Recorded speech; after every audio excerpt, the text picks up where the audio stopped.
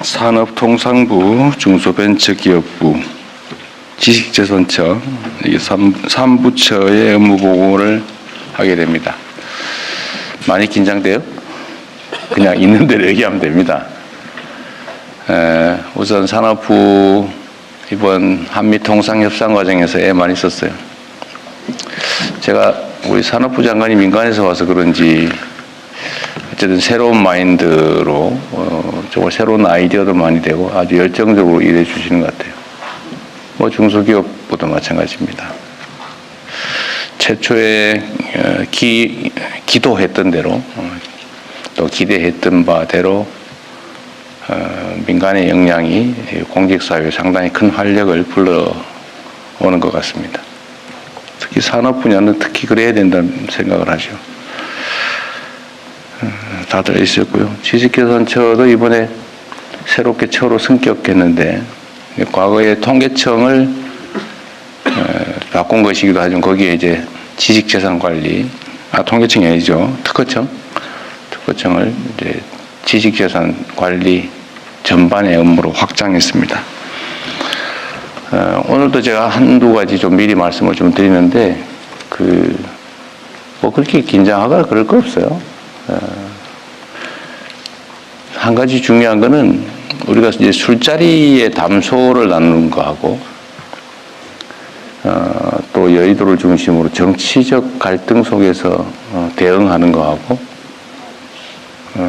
국민의 삶과 국가의 운명을 놓고 행정을 직접 집행하는 것은 전혀 차원이 다릅니다. 술자리에서 뭐 이런저런 얘기하고 뭐 틀려도 괜찮고 약간의 고의를 섞어서 거짓말을 해도 소위 말하는 흰소리를 해도 뭐 상관 있어요. 술자리 끝나면 그만이고 잊어버리면 그만이죠. 그래서 상관없어요. 그럴 때는 거짓말을 하든 왜곡을 하든 농담을 하든 뭐 상관 있어요. 그런데 정치적 세계에서는 조금은 다르죠. 그건 책임을 져야 됩니다. 일부. 그런데 거기는 뭐 대충 그렇습니다. 뭐 주로 그렇죠. 대체로 그렇습니다. 뭐 이게 상관없어요. 모면만 하면 되잖아요. 특히 우리 같은 정치 현실에서는 그렇게 하는 게 뭐 마치 실력처럼 느껴지기도 합니다. 질문에 답을 안 하고 엉뚱한 소리 하고 뭐 저도 가끔씩 그럴 때가 있죠. 아주 곤란한 질문하면 딴 얘기로 슬쩍 넘어가고 뭐 그건 정치 세계니까요. 서로 공격을 주고받는 관계니까 그럴 수 있습니다. 근데 그것도 너무 지나치면 안 되겠죠. 국회 가서 거짓말해서 위증죄로 처벌받고 이러면 안 되잖아요. 왜냐하면 국회도 공식적인 국민의 업무를 대리한 공간이기 때문에 그렇습니다. 그런데 이 행정 집행을 하는 장에서는 여러분과 저는 상사와 부하 직원의 관계 있죠. 지휘 관계에 있습니다. 그리고 상사들은 다 알 수 없어요. 저 장관들, 처장도 계시지만 그거 어떻게 다 알겠어요? 소관사부터 100% 다 아세요? 그 실무자도 자기 업무에 대해서 100% 안다고 하기 어려워요. 그 엄청난 업무 영역에 걸친 복잡한 일들 다 어떻게 알겠어요? 모르는 게 당연한 겁니다. 그러나 모르는 게 잘한 건 또 아니에요. 최선을 다해서 알아보고 자기 업무는 최소한 중요한 부분은 파악하고 언제든지 서면 없이도 설명할 수 있을 정도는 돼야죠. 물론 처음에는 그게 안 되겠지만 시간이 지나면 당연히 해야 되는 일입니다. 그래서 업무 파악하는데 보통 뭐 6개월 또 아주 길게 잡으면 한 1년쯤 걸린다는 얘기도 있어요. 그래서 장관들이 취임하면 업무 파악하고 행사 다니다가 그냥 집에 간다 이런 얘기도 있어요. 우리 두 분 장관님 그러지 않으실 거죠. 워낙 뛰어나시니까. 어쨌든 그 기간을 최소한 줄이는 게 중요해요. 업무 파악을 빨리 해야죠, 당연히. 담당 국장이 되든 실장이 되든 뭐 과장이 되든 당연히 승진을 해서 또는 전보를 해서 그 업무를 맡으면 그 업무는 뭐 밤은 새지 못할지라도 최선을 다해서 빨리빨리 파악을 해야 돼요. 그러라고 자리 주고 수당 주고 권한 주고 하는 거 아닙니까? 이건 너무나 당연한 일이고 특히 행정조직 내에서는 어제도 내가 얘기했지만 허위 보고를 하면 상사는 그 얘기를 믿을 수밖에 없어요. 그걸 파악하고 알고 있는 경우는 우연이거나 아주 희귀한 경우죠. 그런데 이게 상사들은 그걸 모르는 경우가 많습니다. 그래서 아주 악의적인 사람들은 그걸 활용을 하죠. 적당히 거짓말하고, 그래서 자기 이익을 챙기고, 또는 잘 몰라서 혹시 혼날 것 같으니까 적당히 거짓말 회피하는 왜곡 보도하고. 그게 제일 나쁘죠. 악의를 가지고 하는 거짓말, 허위 보고는 정말로 나쁜 거고, 자기의 무능함을 감추기 위해서 하는 거짓말도 그렇게 칭찬받을 일은 당연히 아니죠. 모르는 거는 당연한 일이긴 한데 그렇다고 뭐 권장되는 훌륭한 일은 아니죠. 모르는 거는 모르는 데 대한 책임을 져야 되는 겁니다. 권한의 크기만큼 책임을 지는 거예요. 세상에 공짜는 없죠. 권한은 크고 책임은 적은 거 그런 거 없습니다. 세상에. 권한만큼 책임을 지는 거죠. 책임만큼 권한이 생기는 거예요. 또. 그런데 권한을 행사하면서 자기가 주는 온갖 명예와 혜택은 다 누리면서도 책임은 다하지 않겠다는 그런 태도는 정말 천하의 도둑놈 신부 아닙니까? 그럼 공직자뿐만이 아니라 일반 사회생활을 하는데도 어떤 역할도 맡아서는 안 되는 사람들이에요. 왜 그 자리 차지하고 있습니까? 일하기 싫으면 하지 말지. 돈과 명예를 누리고 싶으면 열심히 나가서 돈 벌어서 일하세요. 공직자들이 그러면 됩니까? 공직이라고 하는 게 책임이 뭔지 아닙니까? 제가 며칠 이렇게 업무 보고를 하다 보니까 제가 미리 얘기하잖아요. 모르는 거 당연하다. 칭찬받을 일은 아니지만 그렇게 비난할 일도 아니다. 문제는 이 상명하복의 지휘체계 속에서 부하는 부하로서의 역할을 잘해야죠. 제대로 보고하고 보고할 거 하고 왜곡하지 말고 허위 보고하지 말고 상사의 판단을 도와줘야죠. 그게 부하의 보좌 책임을 다하는 거 아닙니까? 그래서 행정 영역에서는 허위 보고 절대 하면 안 돼요. 제가 수없이 얘기하지 않습니까? 애매한 표현 하지 말라고. 차라리 모른다고 하세요. 누가 제가 모른다고 야단쳤습니까? 좀 더 공부하고 좀 더 노력해서 보완하면 되죠. 이거 수없이 강조를 해도 가끔씩 이 정치에 너무 물이 많이 들었는지 그런 사람들이 있어요. 행태가 그런 거죠, 행태가. 1분 전에 얘기한 거하고 1분 후에 얘기한 게 달라요. 그러면 됩니까, 사람이? 그리고 이 자리에서 얘기한 거하고 뒤에 딴 데 가서 또 딴 얘기해요. 그러면 됩니까? 여긴 정치적 논쟁의 자리가 아니에요. 여기는 행정을 집행하는 지휘체계 속에 있는 사람들 간에 서로 보고하고 보완하는 그런 자리입니다. 여기 정치적 논쟁을 하는 자리에 제가 정치적 색깔을 가지고 누구를 비난하거나 누구를 불이익을 줬습니까? 유능하면 어느 쪽에서 왔든 상관없이 쓰잖아요.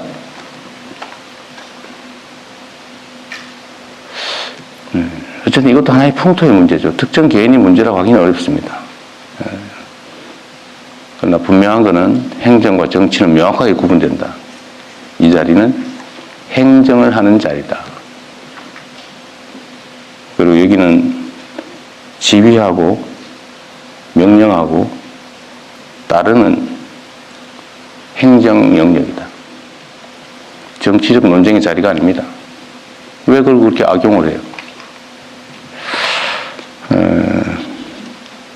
다시 한번 말씀드리지만 모를 수 있어요. 그리고 이 국민들이 쳐다보시면서 다 알아요. 여러분 참 놀랍지 않습니까? 저는 국민들의 집단지성을 언제나 믿고 있는 사람이고 또 그 믿음 때문에 이 자리까지 왔는데 그 이유가 아주 단순해요. 우리는 두 개의 눈, 두 개의 귀, 하나의 입으로 말하고 듣고 느끼고 그러죠. 그런데 우리 국민들은 1억 개의 눈을 가지고 있고요. 1억 개의 귀를 가지고 있고 입은 무려 5천만 개. 서로 실시간으로 소통하면서 우리가 느끼는 것 이상의 것을 느끼죠. 물론 전문적 지식이야 뭐 개별 인자들이 더 뛰어날 수 있지만 사람을 보고 판단하는 거 있잖아요. 딱 얼굴 보면 그냥 알아요. 표정 보면 느낌이 딱 오죠. 이걸 수천만 명이 느끼면서 서로 교감한다고. 그래서 국민 대중을 무서워해야죠. 옛날처럼 특정 요즘은 재래식 언론이라고 그러던데. 이 특정 언론들이 이렇게 스크린을 해가지고 보여주는 것만 보이던 시대가 있었죠. 그럴 때는 이 소위 게이트키핑 역할을 하면서 자기들에게 필요한 정보만 전달해주고, 아닌 건 가리고, 필요한 건 살짝 왜곡하고, 이러면 국민들은 그것밖에 못 보니까 많이 휘둘리죠. 근데 지금은 안 그래요. 지금 실시간으로 다 보고 있지 않습니까? 아마 이 장면, 제가 말하는 이 장면도 최하 수십만 명이 직접 보게 될 겁니다. 시간이 지나면 수백만 명이 보겠죠. 보고 판단을 해요. 제가 이것도 하나의 예인데, 저는 관세청에 질문을 해봤죠. 관세청이 외환 관리를 하니까 당연히 관세청이 책임을 지는 줄 알았더니 이 자리에서 관세청장이 그렇게 말했어요. 자기들이 실제 하는 게 아니라 그건 공안공사가 합니다. 그래요? 제가 믿을 수밖에 없죠. 원래 정확하게 얘기하면 지금 파악된 건 그런 거죠. 관세청이 하는 일이에요. 근데 관세청이 공안공사에 위탁을 했더라고요. MOU를 맺고. 또 그전에는 적당히 이렇게 했던 모양인데 작년도에 공식 협정을 맺었더라고요. 만불 이상 외화 반출 문제는 공안공사가 검색 대신한다. 이걸 내가 어디서 알았냐면 댓글 보고 알았어요. 기사 댓글 보고. 그런데 공안공사 사장은 처음에는 자기들이 하는 일이라고 하다가 나중에는 그건 세관이 하는 일입니다. 이렇게 얘기를 해요. 저는 또 그런가? 그런데 나중에 아니라고 계속 하는데 결국은 제가 그 기사를 보다가 댓글 앞에 올라온 거에 그거 MOU 체결해서 그 세관이 하는 거 세관이 아니라 공안공사 하는 게 맞는데? 라는 댓글이 있더라고요. 대중들은 다 아는 거예요. 그리고 이걸 범죄를 대통령이 가르치셨다고 비난하는 사람들이 있던데 그것도 역시 댓글에 다 나와요. 이거 몇 년도에 어디서 보도됐고 만불 이상 반출하다 걸렸다고 정부가 보도자료를 냈다 이런 게 그 댓글에 다 나와요. 우리 국민들이 보고 내가 저거 봤는데 저 옛날부터 있던 건데 뭘 새로 가르쳐. 그리고 더 결정적인 건 그런 거잖아요. 그러면 일부가 그걸 이용해서 범죄를 저지르고 있는데 쉬쉬하면서 그들에게 기회를 계속 주란 말이야? 누가 또 그런 얘기도 했더라고. 그러면 사랑과 전쟁은 바람피는 법을 가리키는 거야? 그 패널이 그런 얘기를 하더라고. 이게 상식 세계와 몰상식 세계의 공존이죠. 하여튼 중요한 거는 우리 국민들은 집단 지성을 통해서 이걸 다 보고 있어요. 제가 이 업무보고 자료를 공개하는 이유도 그거죠. 우리도 여기 적응해야 됩니다. 직접 민주주의가 점점 강화돼 가잖아요. 아마 전 세계에서 민주주의적 소양이 가장 뛰어난 사람이 저는 대한민국 국민들이라고 생각합니다. 이런 부당하고 아니면 불공정하고 불투명하고 이런 걸 용인하지 못하잖아요. 용서하지 않아요. 그러니까 총칼을 든 계엄군도 순식간에 제압하죠. 국민들의 손으로. 그리고 우리의 일을 대신하는 공직자, 정치인들이 왜 우리의 뜻에 어긋나는 일을 하느냐고 말은 직접 잘 안 하지만 끊임없이 보고 판단하고 그리고 쌓아두고 있어요. 그리고 어느 순간에는 그 권력을 행사하죠. 국민을 우습게 보면 안 됩니다. 그래서 이 업무도 가급적 다 공개해야죠. 공개 행정의 원칙 있잖아요. 법에 있잖아요. 근데 왜 공개하는 것을 그리 탐탁지 않게 여기는 사람들이 있습니까? 당연히 공개해야지. 그렇지 않습니까? 다시 원래로 돌아가서 스트레스 받지 말자. 그리고 이건 일종의 기회일 수 있어요. 자기 하고 싶은 얘기도 좀 하고. 공직사회라고 하는 게 제가 제일 아쉬운 게 그런 거예요. 쉽지 않지만.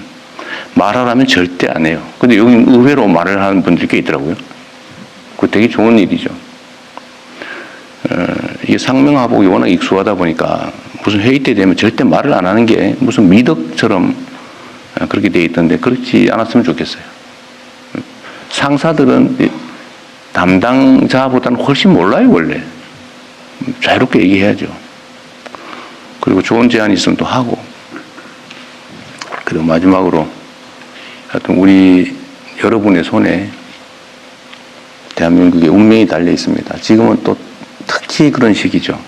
전 세계가 격변하고 있잖아요. 정말 격동의 시대입니다.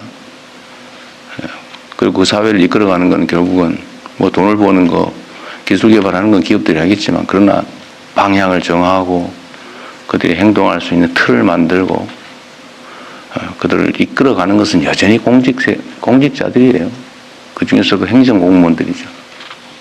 그리고 국민의 권력이 대통령만 가지고 있는 건 아니죠. 대통령의 권력은 대개 다 위임돼 있어요. 제가 직접 하는 게 뭐 있습니까? 다 여러분을 통해서. 또 여러분도 마찬가지예요. 직접 합니까? 뭐 일부는 하겠죠. 그러나 대부분은 또 과장들한테 또 위임돼 있죠. 과장들은 또 실무자들에게. 온 공무원 100만 명 이상이 국민의 일을 대신하고 있는 거예요. 그리고 거기에 국가의 운명이 달려있다. 여러분들이 얼마나 귀한 존재인지를 스스로 자각할 뿐만 아니라 자긍심을 느끼십시오. 여러분은 거의 어떻게 보면 신의 역할을 하는 사람이기도 해요. 여러분이 어떻게 하냐에 따라서 누군가 죽고 누군가 삽니다. 죽을 사람이 살 수가 있죠. 자살자가 15,000명, 산업재해 사망자가 1,몇백 명. 이거 10%만 줄여도 어쨌든 이런저런 노력들을 통해서 10%만 줄여도 최소한 수천 명이 죽지 않고 살아고 새로운 생명을 얻지 않습니까? 그게 여러분이 하는 일이에요. 여러분 손에. 지금 이 순간에도 누군가 죽어가고 있겠죠. 누군가는 죽을까 고민하고 있겠죠. 그런 문제를 우리가 해결하는 사람들입니다. 그리고 그게 선이나 아니면 그냥 인심 쓰는 게 아니고 의무죠, 의무. 너무 무거운 얘기를 한 것 같은데, 자, 한 2시간 했지만 즐거운 마음으로 한번 해봅시다.